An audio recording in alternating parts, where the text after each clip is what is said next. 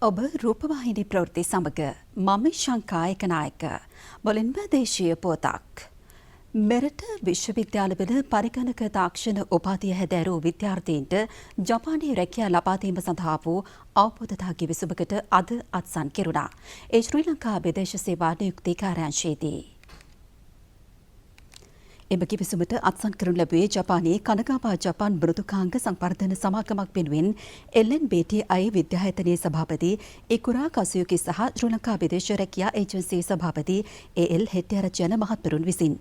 කිවිසුමට අනුව ප්‍රථම අදියරේදී LNBTI විද්‍යායතනයේ පරිගණක උපාධිය සම්පූර්ණ කළ විද්‍යාර්ථීන්ට ජපානයේ රැකියා හිමි වනු ඇති. දෙවන අදියරේදී සෙසු රාජ්‍ය හා පෞද්ගලික විශ්වවිද්‍යාලවලින් පරිගණක උපාධිය සම්පූර්ණ කළ විද්‍යාර්ථීන්ට ජපානයේ රැකියා ලබා දීමට නියමිතයි.